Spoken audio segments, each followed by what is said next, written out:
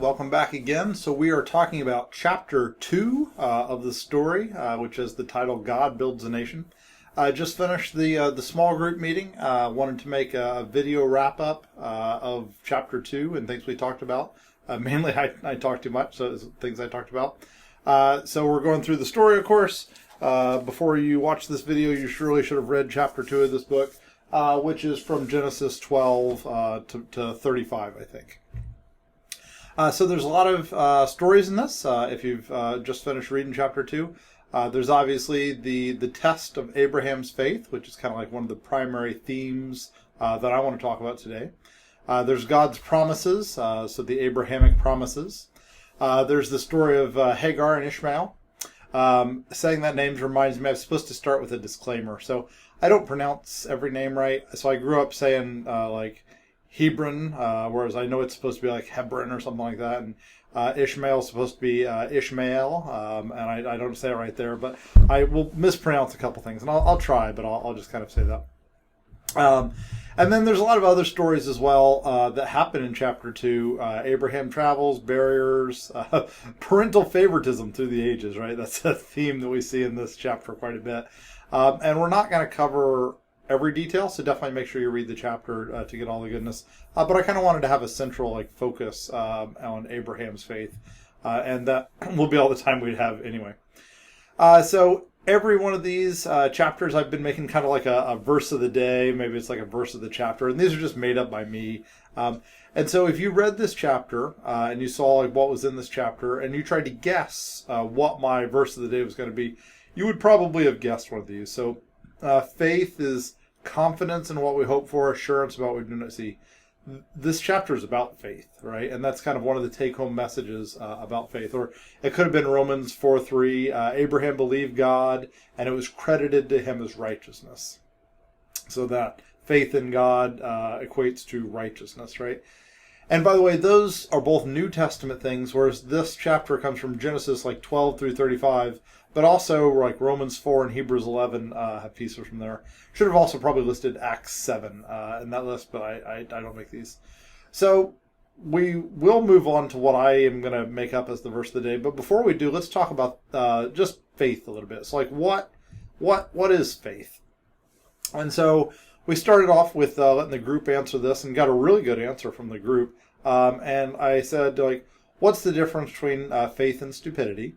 And then the difference is really faith is based on something, right? And so you'll see that in Hebrews chapter 11, that's kind of known as the faith chapter. Certain chapters in the book get names, right? It's 1 Corinthians chapter 13 is kind of the love chapter. So you've probably been to a wedding and they've read most of, if not all of, 1 Corinthians 13. Maybe you have, maybe you haven't. But it says some really good things in there about love. It's but if you can fathom all wisdom and all understanding, but have not love, you're just a clanging gong, right? And things like that. Maybe I'm a clanging gong, is why I said that one. But the faith chapter has a lot of good examples of what faith is. There's a really good Hebrews chapter 11 by Tim Mackey on YouTube. And really the difference between faith and stupidity is faith is based on something. And so how do we have faith in Christ? How do we have faith in the Bible? How do we have faith in God? How do we have faith in heaven? And again, it was really nice to work with a group of people and talk about this because I actually gave people a chance to answer. And the answers are just really good. And so the answers, a couple answers, talked about why they have faith in God. And they use the word collaboration or corroboration between their life and what they see in the Bible. And I think that is a big part of it because the Bible is words on a page, but then you experience things in your life and you see how they fit together, right? And so that's what was the answer for faith in God. And then there's faith in the Bible. Somebody gave a good example of that. And again, it was how it connected to their lives, which was a really good message. I'll give an example and then I'll make for a counterexample. So faith in Christ. So faith in Christ is based on some evidence, not nothing, right? So for example, that he raised from the dead. So Tim Mackey said this 500 people saw him raised from the dead. It's written in this book. It's written in the Bible about those 500 people that saw him after he'd been dead for 3 days. Those people were first-hand eyewitnesses. They talked to eyewitnesses. They wrote it in Greek. Luke, for example, could speak Greek. He wrote it in his own hand. We've got what he wrote, right? And so that is evidence.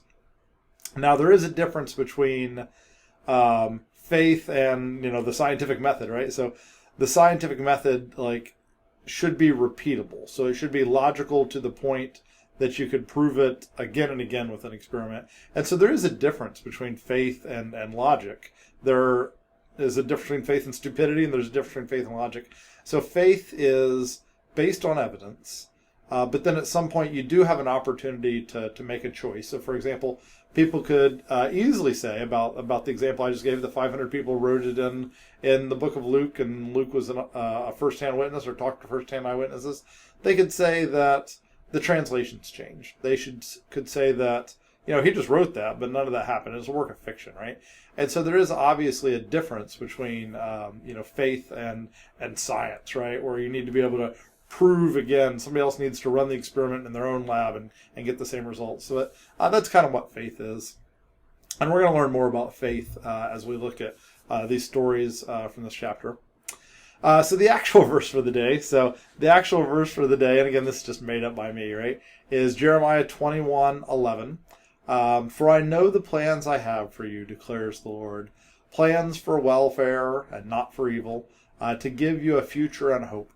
So this one I picked out because it's used a lot, right? So it's used a lot, and it's taken out of context. And so the question for you, if you want to pause the video or think about it, is what does it mean, right? And so I'll warn you that if you take it out of context like I have here, you're probably going to get this one wrong, right? And so that's okay. So what's it mean?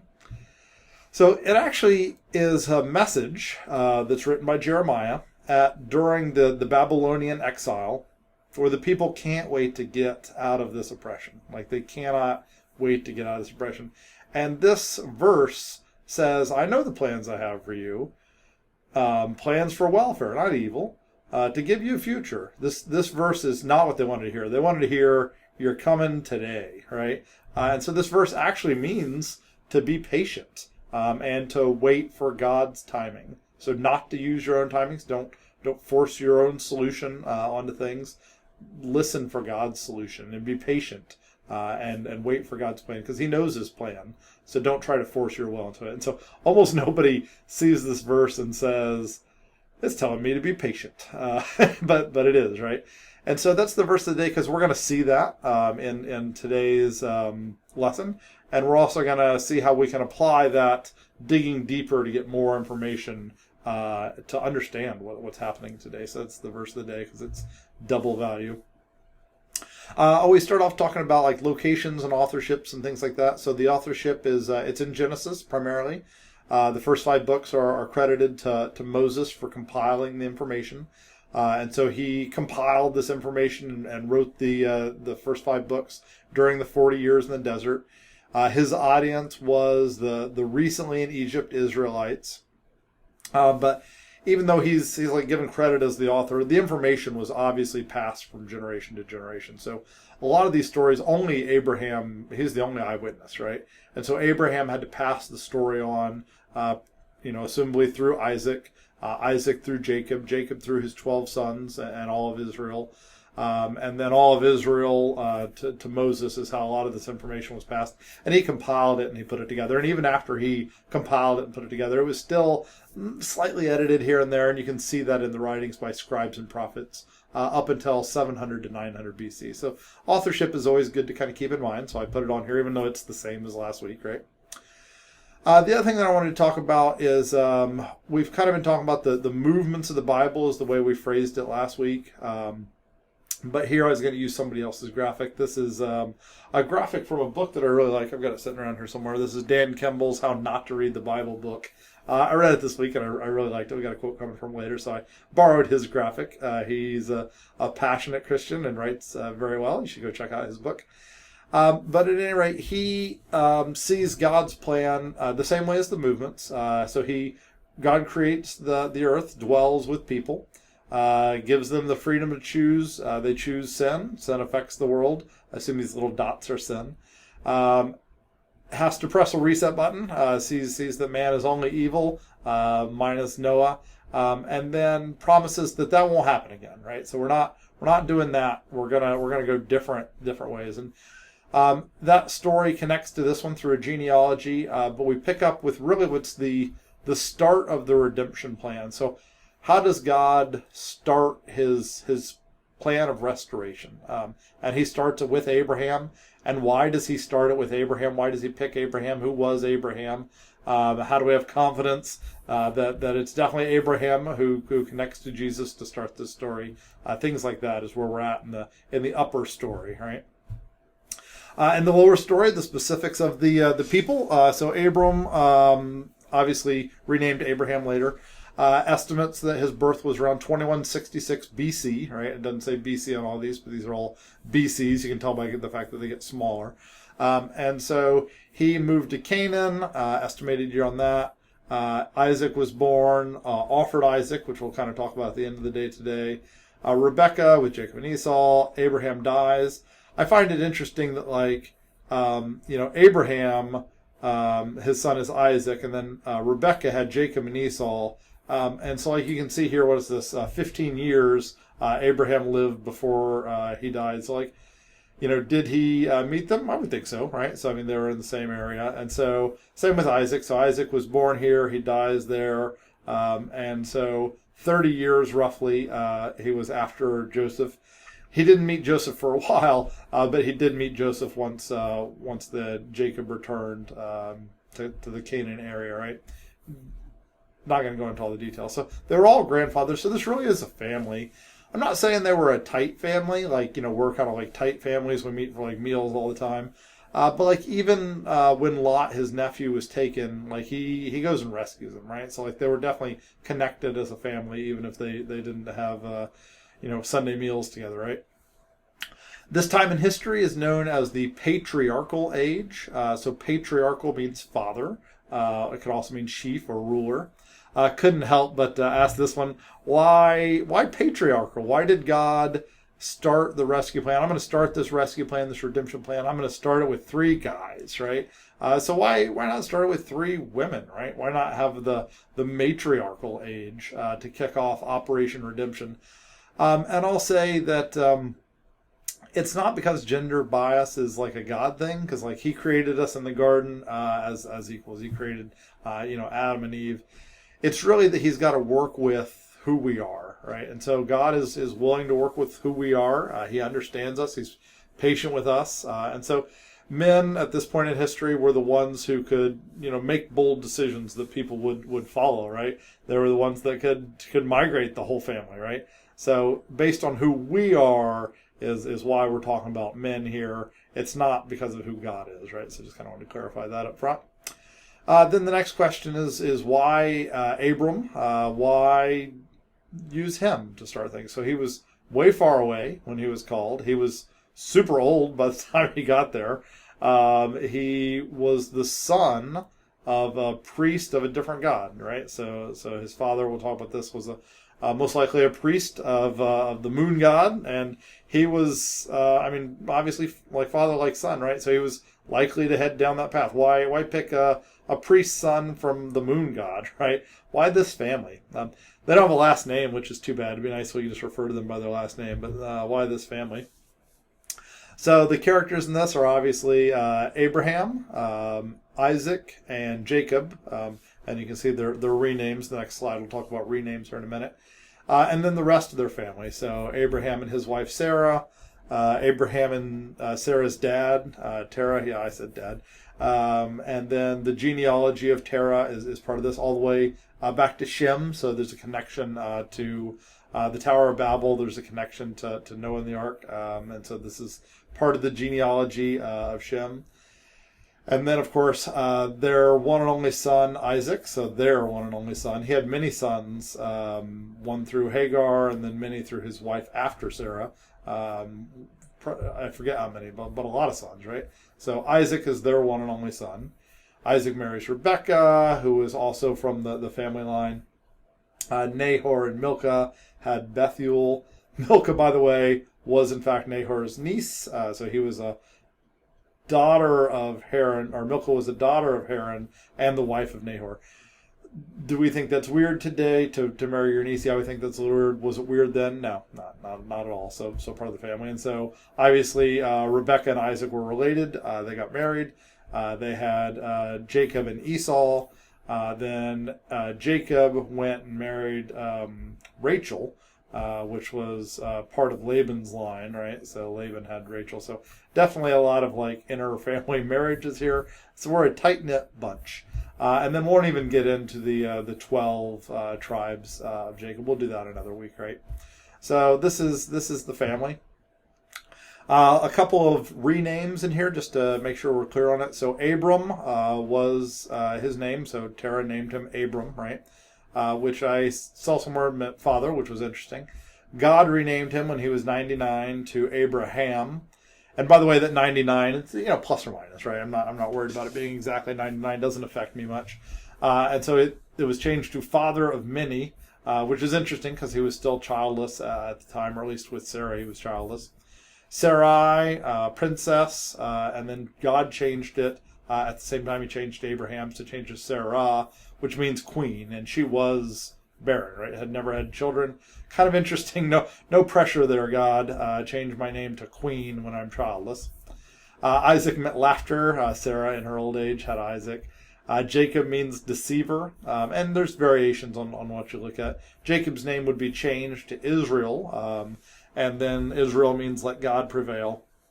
And then Joseph looked up somewhere and said, God thought I'd tack that on. So I just wanted to be clear about the name changes here, just to make sure we're talking about the same person especially.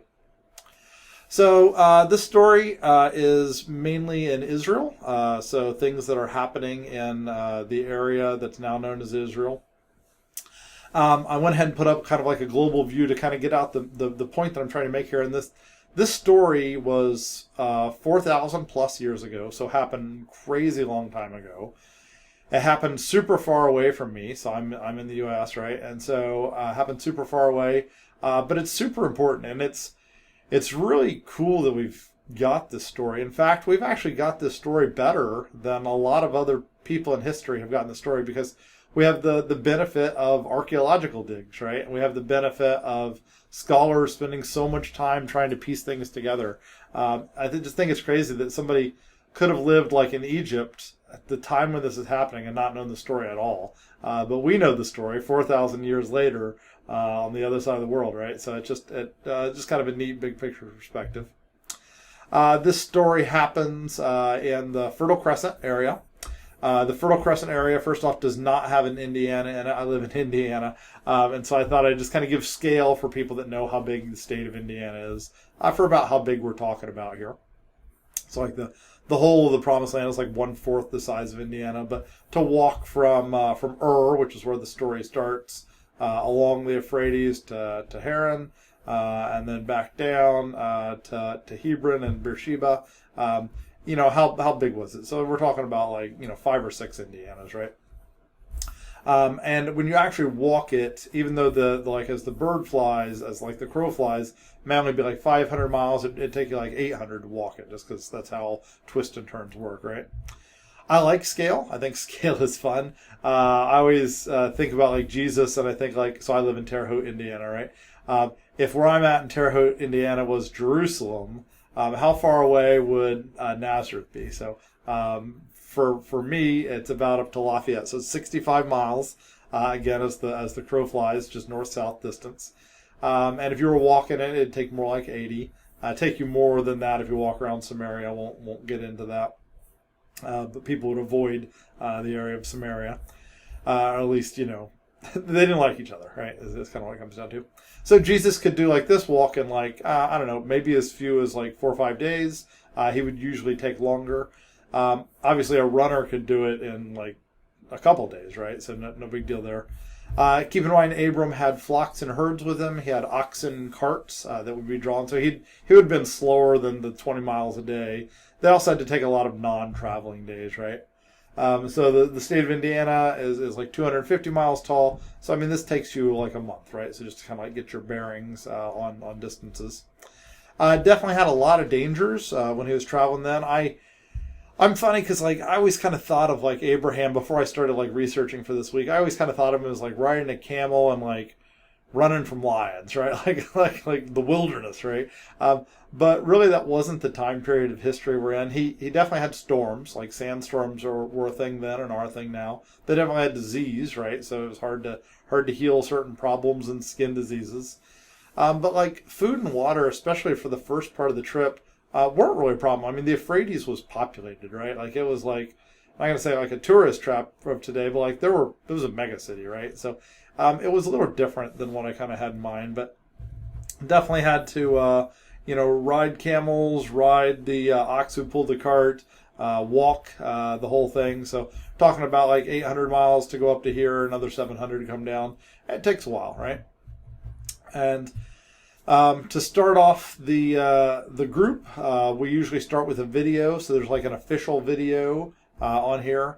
But what we normally do is we normally watch a little bit of the Bible Project. So we watch the updated Torah Genesis Part 2. We only watch like 3 minutes. But the messages that it really makes is that Abraham started the redemption plan. And the words, in you, all families on the earth will be blessed. So it's going to extend out to the whole earth, not just the Israelites, but eventually the whole earth.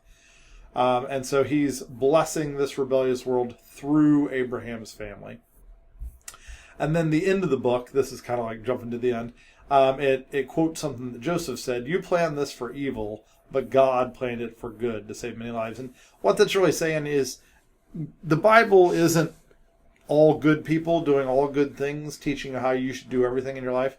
The Bible is God working his plan through imperfect people, right? And we'll see a ton of imperfect choices just in this story, and certainly throughout the Bible and the Old Testament. So don't think that everything a person does is good just because they're in the Bible. That's not how this works, right? We're just kind of learning what God is doing through these people. So we'll skip the videos here today. Once I click twice, it'll come through eventually. So where does this story start? So this story starts in Ur. So this is the Persian Gulf down here. So you can see the Tigris and the Euphrates are coming down through here. So Baghdad would have been right in here. So this is modern day. So this is what is currently modern day Iraq. The time period was older than Hammurabi, but kind of in that time period. Sometimes it's a name people know. The Code of Hammurabi. He was one of the kings of this area, the Mesopotamian area, from Babylon, right? Before Hammurabi, though, there were definitely a lot of people in this area. The Tower of Babel is the Tower of Babylon. People were scattered from this area. And obviously some of them went to Ur, right? So that's where we pick up in Ur. So Terah, that's Abraham's dad, is the family leader in Ur. He and his wives and his children, so Abraham, Sarai, they're brother, sister. They also got married, right? Weird for us, not as weird for them. Haran, Nahor, so those are the 4 of his kids that we know about. I'm sure there were more. Those are the ones we know about. It also mentions like Lot, so that's Haran's son Lot, and then his sisters Milcah, Iscar. And so Haran died, and so that's why Lot was kind of like talked about, because he was the oldest male in that family line, right? So there's it's a big city, 100,000 people, so a good sized city in those times. They use bricks. These ruins aren't necessarily from that time area, but it lets you see kind of building style, because some building style things never change, right? So they built with bricks. They had the ziggurat of Ur, which will be the next slide. They had a code of laws that we can still read. And so these people were not, these people are not cave people, right? Like these are civilized people that build stuff. So their monument in Ur, the thing they were the proudest of is the ziggurat of Ur. So people always talk about like Egyptian pyramids, and yeah, that was happening before this even, right? And they built pyramids out there, but we build big crazy things too, right? So this is like a 200 by 150 foot structure, ziggurat structure, a temple to the gods. This one was started by King, I can't say his last name, Namu, and he lived in about the time era of Abraham and his family. So they would have seen this, right? So I don't know what level of construction it was at by then. It was finished well after their deaths. It was dedicated to the moon god, Nan. Nan was also called Sin, which is interesting. So the god of sin. So Terah was most likely a priest, potentially here at this building, right? That worked for the temple for the god of sin, which is like awesome. So we're literally worshiping the god of sin here. That's the family that Abraham is in, right? That's like where he's called from. We kind of know some of these things a little bit by how he names his daughters, for example. So he named Sarah, which does mean like princess, but Sarah is really close to Saratu. And Saratu was the name of the wife of the moon god Sin, right? So Sin was male, of course, and so the wife of Sin was Saratu. So he names his daughter Sarai, also very close to Sarah, right? And then names his other children's. Haran was the name of the other town that also worshipped the moon god, so strong connection there to the moon god with Haran. Nahor was the name of his dad, so all meaningful names here. The others, Haran's kids, Milcah and Iskar. There's the daughter of Sin was Malkatu, so very close to Milcah, and another name for that is Iskar, very, very close there, right? So we can see that they were polytheistic, right? So they worshipped many gods. Probably Yahweh was among them, right? But the big one, the important one to Terah was this moon god Sin, right? So awesome name. By the way, you can read more on like Net Bible. It's got really like detailed analysis of these things, which is cool. You can also look at their code of laws. So one of the oldest code of laws that's been recorded, stone tablet recorded from the Ur area. And you can read these, and they're of course crazy like any old laws would be, but you can learn more about the culture of a place by looking at their laws, because the laws were written to solve the problems of the day, right? So if a man cuts off somebody else's foot, has to pay 10 shekels. Seems like it should be like, should lose a foot. That's more what Hammurabi said. So Hammurabi used this and modified it to like be foot for a foot, eye for an eye, right? If you knock out a tooth, how much should you pay? This one I just thought was funny. If you speak insolently, scourge your mouth out with salt, right? So it's kind of funny. You can see that almost all of them say man, very little woman. They also talk quite a bit about slaves. And I find it interesting that like at this time in history, slaves weren't a different race necessarily, right? They were really just people that were too poor to not be slaves, right? So if you owed a debt, you borrowed money, you'd repay the debt with crops, you'd repay the debt with your flocks, some of your flocks, and then eventually you'd be like, I'm repaying the debt with me, with my life as a slave. I recorded a lot in the Bible. Joseph received a lot of slaves like this. And so they may have been the same nationality, right? They just couldn't pay their debts. And so there's laws in here for like if a slave marries a free person, which like if you think about like the U.S., like there was no way a slave could have like married the free person, the next door neighbor, right? And so like the way they viewed slaves and the way we view slaves is very different. They did say you had to hand over a firstborn son, so they were a little harsh too. But I just think it's interesting how much we claim to have advanced. But like if you look at like U.S. history, like they were more evolved than we were, and this is 2000 BC. So in 3,000 years, how far have we come? Well, we haven't really come that far in some areas, right? So just kind of an interesting little look back at history. Speaking of looking back in history, there's a really good article written. I just found this one called "The Footsteps of Abraham." This was in the New York Times. You should go read it. This is a link in the slides. I'll kind of tell you some about it. But it talks about this journey of Terah and his family, and how they traveled the Euphrates and what it might have been like. And the big things for me is it talks about like how they came into Babylon. They know like what streets they went on, and what the Tower of Babel likely looked like at the time, and how they exited, and how there was like areas with not as many people, and how areas had food depots where you could buy food. So like it's more like a commercial district, and these roads were like well traveled. Like caravans would travel these all the time, And there would be people that, traveled back and forth, and I mean, they could do it faster too, right? So I mean, we're talking about like 800 miles. A person walking could do it in 40 days, and on a camel, and you pushed hard, I mean, you could get like, you could annual trips, right? You could do this every year, right? You go back and forth, back and forth. So people knew of each other. Like they knew Canaan was the land of purple dye, right? And they knew what direction it was. There was kind of only one road, so very linear earth, right? You can't go through the desert. That's not going to work. You got to go up and around. But they knew about these things. They were a little bit farther along civilized than what I gave them credit before reading in this week. Always like these trees. So here's Terah, son Abraham, daughter Sarah. They got married. Son Nahor is interestingly not mentioned as being those who traveled with them. And then Haran had died by then, so Lot traveled with them. They didn't mention the girls, but who knows? They just may not have mentioned the girls. And, why wasn't Nahor mentioned? Did he stay behind? Was he not born yet? Was he already there? It's hard to say. Personally, the theory I like best is that he was already there, right? So there's connections between and Haran. And potentially Terah had gone to visit Haran. And especially traveling on your own, you could get there and back in 3 months, right? So it wasn't easy, but you could definitely do it. And maybe he was living there, right? Who knows? Like, hey, Dad, come move to Haran, right? So who really knows for sure? But it's just kind of an interesting thing to think about. It's also important to consider culture and writing styles when you read the Bible.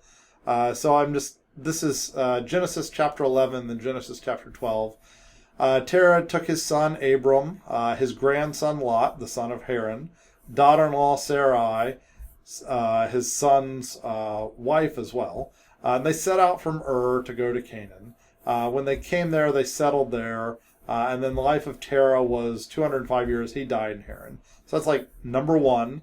And then number two, starts chapter 12. Now the Lord said to Abraham. So when we read that in English, we very much say number one, then number two. So the Lord spoke to Abraham after Terah died with that interpretation. And that's just how it worked. But and people have realized that may not be the case. So if you look at some later versions of the Bible, they change the Lord said to the Lord had said. And so they kind of make that change. And then people are like, well, why did you change it in this version, right? So some things are the same. Go from your country, leave your family, leave your father's house. And so those are the three things Abram was called to do. And the question is, when was he called to do it? So definitely a lot of people read it as English, and they say, and I'm not saying that this is obviously wrong, but I'll say it's not the most likely. They think that he traveled to Haran, and then God called him, and then he started his journey. That's actually not likely right for a couple of reasons. One is Hebrew scholars, people that read Hebrew, they know that the style of writing was to tell complete stories. And so chapter 11 is to tell the complete story of Terah, right? And to not overlap that with Abraham's story in their writing style. But obviously the two stories did overlap, right? And so this one did not chronologically come before that one. It's just that this one went with Terah's story and this one went with Abraham's story, and they overlapped a lot. And actually, Luke figured this out, and we've somehow forgotten it because obviously the person who made this chart was after Luke, right? Luke figured it out whenever he wrote things in Acts. I shouldn't say Luke figured it out. Stephen figured it out, and Luke wrote about it in Acts. And Stephen, this is when they were going to stone Stephen. He gave a very elegant speech. One of the things he said is the glory of God appeared to our father Abraham when he was in Mesopotamia before he lived in Haran, right? It's I'm not sure why he felt so necessary to clarify that, but he did in the New Testament, right? So no reason for charts like that whenever you see that it happened in Ur. So he was called in Ur. And so they left to migrate to Canaan, and the narrative started before then, right? By the way, I love tangents. If you look more like what Stephen said in Acts here, the chapter just before, he's talking to the Sanhedrin, and they saw his face was like an angel, so his face was shining. And when somebody's face is shining, there's a lot of references here to had seen God. You better listen to what they have to say, right? So like he said it pretty definitively that it happened in Haran, so not going to argue with that one. Also said some things about what we're going to see in future chapters, like 400 years, strangers in a country not their own, enslaved, mistreated, they will come out. So this happened well after the exile, so he knew it. But it's just kind of reiterating some things that had happened in the past, just to remind you. All right, got on a tangent there. Also along the same lines of when did God speak to him is when did Abraham leave? So he left at 75, and there's of course an assumption based on this reading that he left when Terah was dead, but more likely he left when Terah was still alive, right? And so Terah probably lived there for another 60 years, died at the age of 205. So the more accurate way, I think, is that God called Abraham while he was in Ur. He decided he was going to go. Dad said, hey, I'm going to come with you and we'll all go to Canaan together, right? So they all leave together. Dad brings all the idols, right? So the 200 idols, little golden statues with them, settles, gets to Haran and says, oh, by the way, this is where we're stopping, right? And I'm sure there was a lot of pressure there from Dad to stay at Haran, and Abraham didn't, right? So Abraham kept on cruising, said, I'm going to Canaan. God's called me. Interestingly, Lot went with him, which is kind of counter what God said. So God said, go from your country, and go from your family, your relatives, right? Go from your father's house. And so definitely did one, definitely did three. But like Lot went with him. And it's hard to stop your family from coming with you as you're doing things, but it's important to know that God didn't call Lot to go to the promised land. So when you look at Lot's life, you'll see that there's challenges in Lot's life that are not present in Abram's life, and so that's not surprising, right? So that's all I'm saying about that. So he made it to the promised land.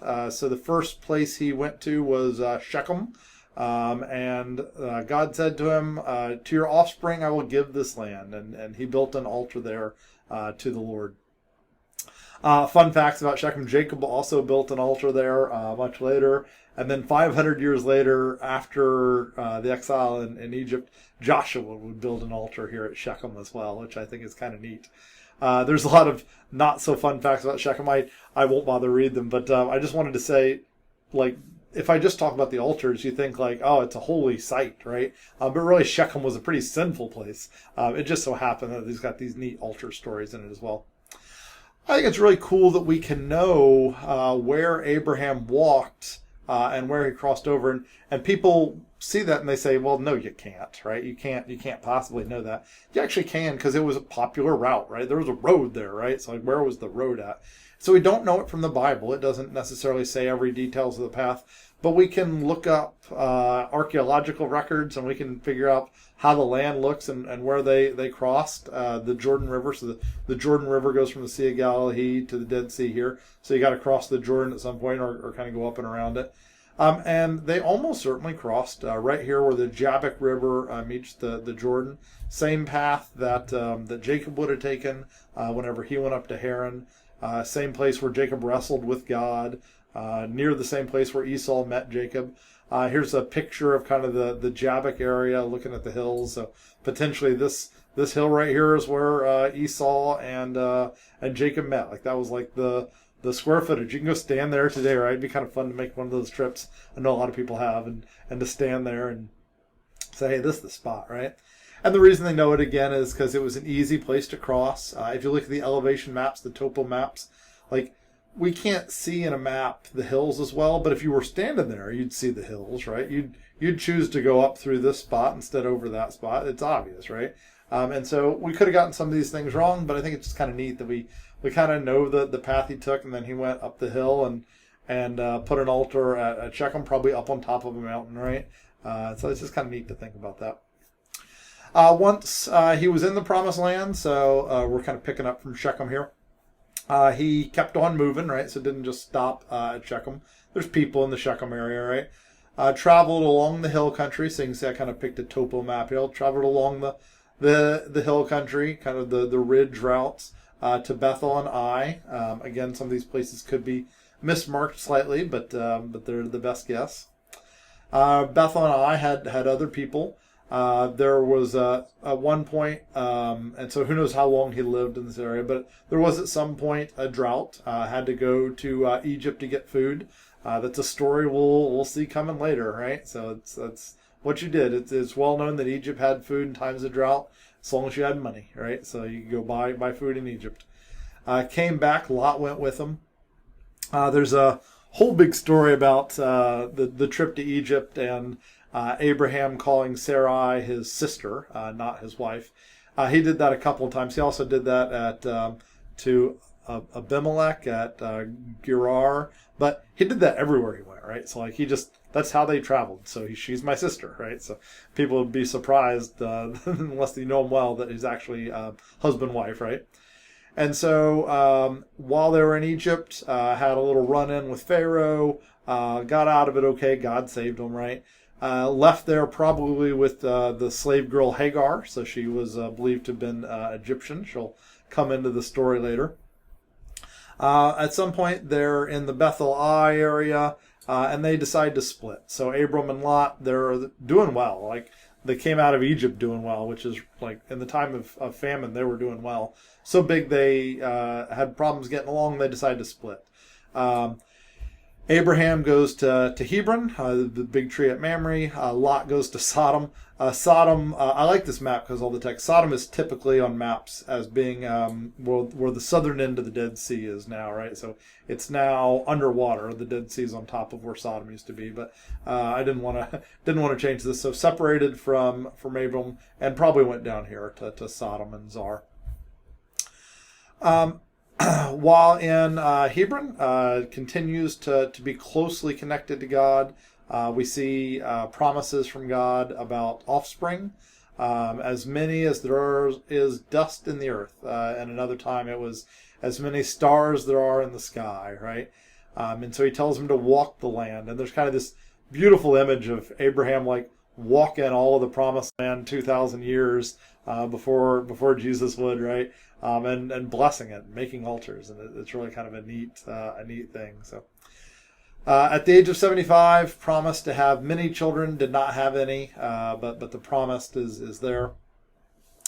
Just to kind of think about how he lived his life, based on what we see in the Bible, what we can figure out from history and science. They lived in tents, so there wasn't like a permanent building that was home, and they moved seasonally, right? So every winter they would go south, so like to Beersheba and the Negev, and it was nicer down there. So here's Beersheba. It was lower elevation and hotter temperatures, right? So it was hotter down there, but the rains were good for the flocks, so it worked out well. And then whenever it got too hot for the flocks, they would migrate north. And north wasn't just like north-south, like people go to Florida from Indiana and then back up, but it was also elevation. So they'd go back up to the hill country for the flocks, past Jerusalem, and up to this like Bethel Ai area. And the topo map, I think, shows that better. So very seasonal. They would plant crops for a season, but they wouldn't like park it there. They would probably return to the same spots because to get water for your flocks, you had to dig a cistern, which is a lot of trouble. And so rights over who dug this well, this cistern, were definitely a part of his life, and you see that some in the Bible. After a while, they spent more time in Beersheba than they did in Bethel and Ai, and that's largely just due to it's getting crowded in Bethel and Ai. Still always had a special spot in their hearts for Hebron. Abraham bought a plot there to bury Sarah, Machpelah. You can see this video is kind of fun. It shows the modern, like what's been built on top of the burial sites. You can still go visit it. Abraham's buried there. Sarah's buried there. Isaac, Rebecca, Jacob, and Leah. Not Rachel. She's buried in Bethlehem. But it's just kind of interesting to see these things. And again, it'd be fun to go visit there. Although I watched the video, and that's probably enough for me.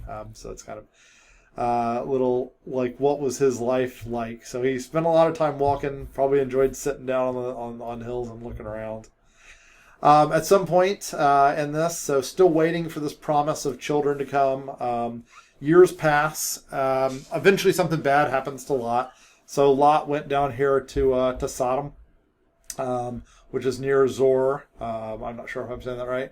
And the problem is that there were northern kings who came on a plundering campaign, right? And so they went around. They actually missed them the first time, then got them on the way back.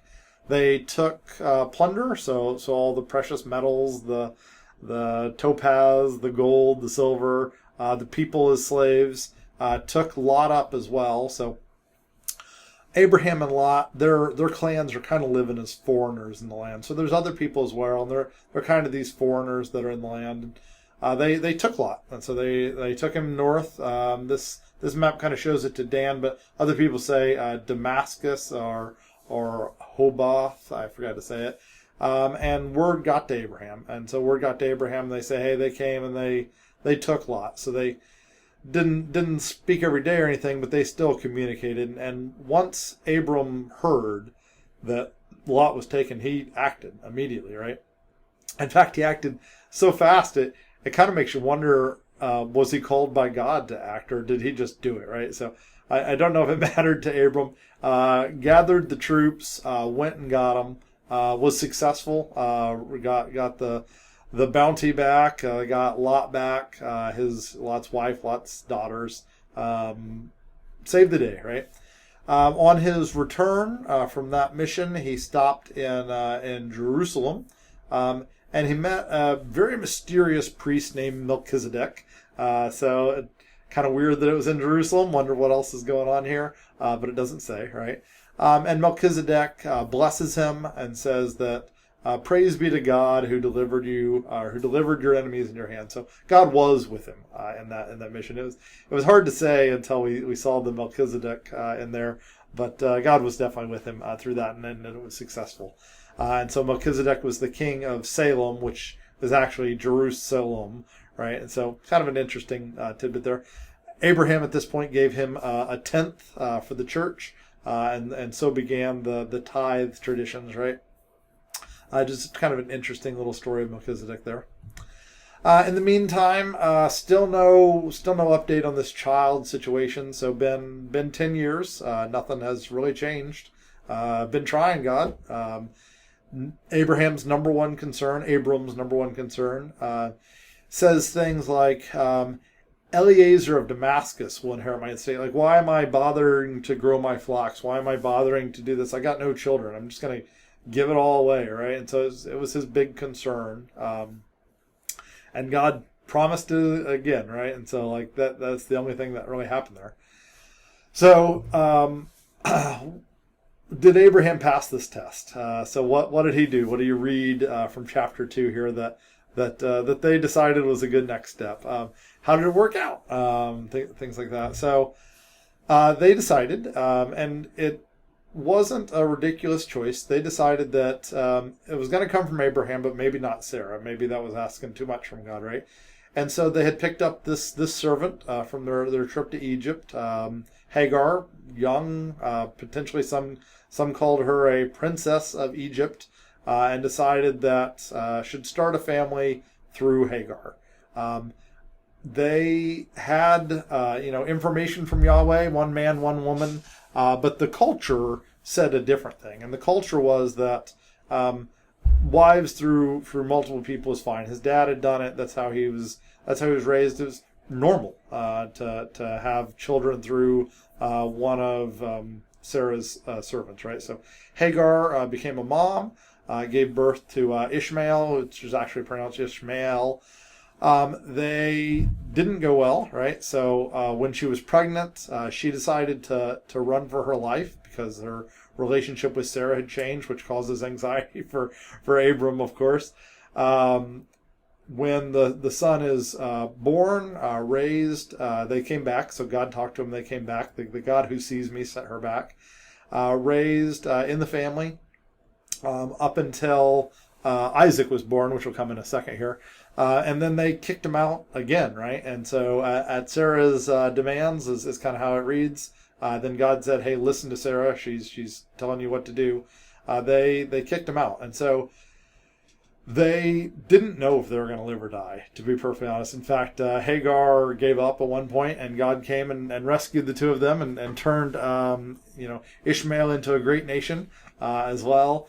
And so it's kind of the first time that Abram gave up his son, right? So gave his son up to die in the desert. Is really what happened. We'll see that kind of happening again here in a little bit. Ishmael is thought of as one of the fathers of Islam. So Muslims believe in Ishmael and Abraham, and they believe in the God of Abraham, but with a lot of differences, right? So I think it's crazy how many Abrahamic religions there are, right? So Christians and Judaism are exactly aligned here. We stay aligned up through Jesus, where we split rather dramatically. So Isaac is kind of like these religions passed through Isaac, and Islam passed through Ishmael. By the way, just kind of tangents because I like them. So Christianity believed that Jesus is the Messiah. That's me, right? Islam did believe in Jesus. He was a prophet, but Muhammad was the greater prophet.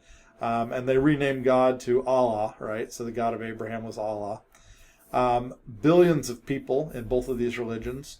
And then Jews, which is a smaller group, they're still waiting, right? Is kind of how you say Judaism. And then there's other religions that have formed in other parts of the world. It's interesting to see populations. I'll get off this tangent a little bit. It's like Christians, Muslims, and then much smaller Jewish are all Abrahamic religions. So over half the people in the earth today trace things back to Abraham, right? 4,000 years ago. So important dude, right? So it's pretty impressive going on there. By the way, I would love to think that of the 1/3 of the people in the world that claim to be Christians are all going to heaven, but we'll let God decide things like that, right? So not going to go into that discussion today, but I just thought that's kind of neat. It's also neat to see where they're at in the world, so what regions are dominated by different religions. It's also interesting that regions are dominated by religions, right? So like, shouldn't it be less dominated by religion in regions? But Islam has taken over the Middle East, and so it's where these stories happen. You can see like the little bitty blue for Judaism is where Israel is out there, if your eyes are good enough. And so like these stories that happen have no Christianity in them, which is crazy, right? And instead they have a lot of problems, right? Hinduism in India, big because India is on the grow, right? And then non-religious, you can see the map as well as me, but it's just interesting to see like this is the time in God's plan that we're in now. We're the church and we're spreading the message, and this is kind of like how we're doing, right? So where do you need to focus? If you're looking at this map.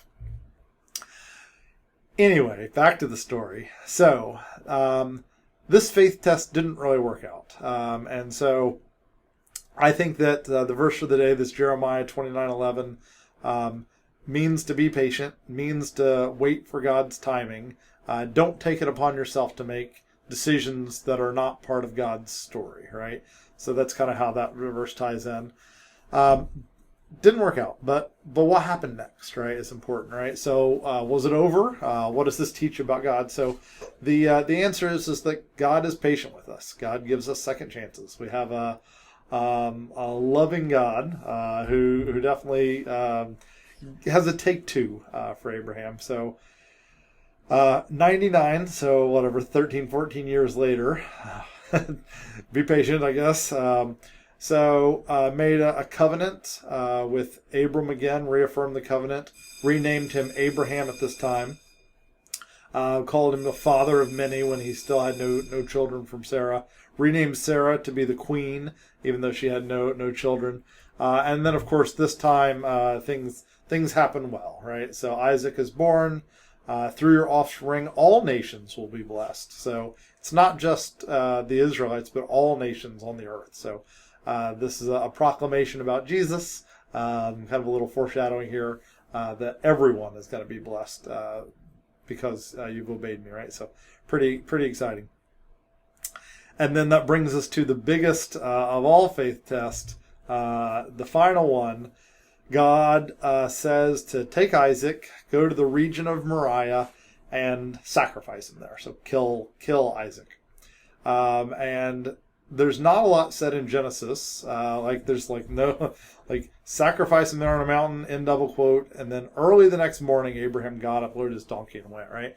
So Abraham believed is great, is the most important thing. It's kind of like parents and children. So if you tell your children to do something, it's like, turn off your iPad.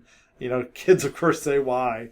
But eventually, like, after the billionth time, people start to choose to obey. And it's because I have thought about it, and it's what I want you to do. And so, I think part of it is that's where Abraham was at.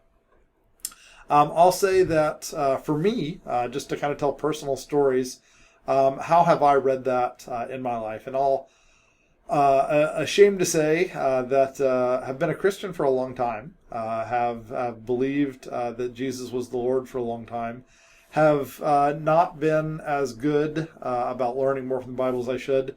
And based on reading the New Testament, based on knowing who Jesus is, who Jesus was, based on how I feel about my own kids, I honestly didn't believe the story, right? It's just what it comes down to. And how did I justify that, right? So I try to think back. So for me, it didn't make sense. So God wouldn't ask me to kill my son. I love him. God loves the kid. It just didn't make sense. And so if it wasn't God who did it, then what happened? And so my honest thought was, God doesn't speak to me with words. He speaks to me, but not with words. It's more with like whispers and little things that happens and little confirmations that you're on the right track, to the point where you could misinterpret the messages from God. It's like, was that from God or was that from me? And my interpretation was that Abraham thought he heard God. Maybe Abraham heard the devil. I don't know. But then God, came in and rescued Isaac at the end. That's kind of how I've lived a lot of my life, to be perfectly honest, thinking that this story is kind of a load of bull, right? So, brings us back to the verse of the day as well. This time it's like you read something, you kind of think you understand it, but there's more to the story, right? So I didn't understand this story, right? And there's more to it, and I needed to spend time digging deeper. And so like, what's like the next verse of this one? So the next verse of this one is, seek me and you will find me, when you seek me with all your heart. And so, I've spent this week with I love looking at these reference books and trying to learn more about the history. And I'm finally doing something right. And when you're seeking, you'll find. And so you'll find truth if you look for it. So what is this story about then? If it's not somebody making a mistake 4,000 years ago, what is this story about? And this story is God's story, right? And so God is expressing to Abraham that you've got to put me first. And so Abraham was worried about where his inheritance was going to go. He may have seen Isaac as a little bit of as his to carry on his work so that he could continue to survive through Isaac, right? And it's all about God. He's trying to make this clear to Abraham. He's helping Abraham with this experience. He has prepared Abraham for this moment. He told him to seek out the land, and he had faith, and he saw how that happened. He told him that he was going to have children. He waited till he was 100, not just 86, but 100, to have children. And Abraham had reason to trust God. He had reason for faith, right? It wasn't based on nothing. It was based on evidence. And so what he did, and there's even more evidence from Hebrews here, he reasoned, right? So he thought about what was going on here, because he knew his history. He knew he'd been called to do it. And so he reasoned, given that God is good, and I know I can trust God, maybe he could raise him from the dead. And so that was a reason that Abraham gave. But most important, he had faith from his history with God that he had confidence in. So he did it. It happened, just like you read it. And then you start to look for significance in it and why it happened. And so, I can totally imagine that, he thought of Abraham as or Isaac as receiving his inheritance at one point, and now he realizes who Isaac is, and he's much more cherished than even before. And this experience is also for you, right? For me. How does it affect you? How does it affect your faith? And this happened 2,000 years before Christ. This is the start of the redemption plan. And then all of a sudden, you start to look for pieces that fit together, right? And so the first piece that fits together is he told him to go to Moriah, so the region of Moriah. Where is the region of Moriah, right? So the region of Moriah is here. Moriah is one of the hills in Jerusalem, right? So here is Mount Moriah. Some debate about whether it was the exact spot where Jesus was crucified on the cross, but it was certainly pretty close, right? So, and there's other similarities, right? So other people have found these, not me, but both miracle babies, Jesus born of a virgin, Isaac born to a barren woman who was too old to conceive, both only sons, at least only son of Sarah at least, accompanied by two criminals on the cross. The story very specifically lists these accompanied by two servants for almost no reason, except for you can see the parallels that are being drawn here. This one's my favorite. It says very clearly that Isaac carried the wood. So they left the servants behind, and Isaac carried the wood up for the altar, and Jesus carries his cross, right? Willingly sacrificed, willingly submitted, same geographic area, and then Jesus brought back from the dead, and Isaac figuratively brought back from the dead. So in seeking more, I've taken this story from something that was a load of garbage to one of the most significant stories in the in the Old Testament, right? And if you think about the number of people, like we've got over half the world that believe that Abraham was the father of their religion, like this is a way to make it clear that Abraham is connected to Jesus. So it makes a very clear connection between these two. And so like maybe this fact will help Muslims, right, to see more truth, right? It's always a difficult conversation to have there, but trying to do it with love as best I could. And once Abraham is successful in this faith test, that's when he gets the message like, through your offspring, all nations on the earth will be blessed because you've obeyed me, right? So very, very significant story. So this is the start of God's redemption plan. This is the family that God has chosen. So if we look back to like, why did God pick Abraham? So he picked somebody who was the son of a priest of the god of sin, right? So it took somebody who was the son of a priest of the god of sin and turned him into the start of the redemption story. Took somebody who was too old to have children, and through his wife Sarah had a son to continue this promise, right? And so it's just it's a clear message, right? So this is how you start a redemption plan, God style, and the 2,000 years before Jesus to make all these connections, just to make the message blare at you, right? So the question of why do you have faith? And so this is another piece of the evidence that can help you as you have faith. And so plenty of other stories that we could have talked about in this one, but I really wanted to focus on the faith of Abraham and his test, just because I think it's just so significant. And a lot of these other stories, they're good. They're history. But a lot of them are choices that people have made without God. There's definitely like God speaks to Isaac. It almost seems like you get in the Bible for two reasons. Either when God speaks at you or God yells at you, or when you make a mistake, right? I think it's funny that like Isaac is almost not mentioned that much other than the blessing thing and when God talked to him.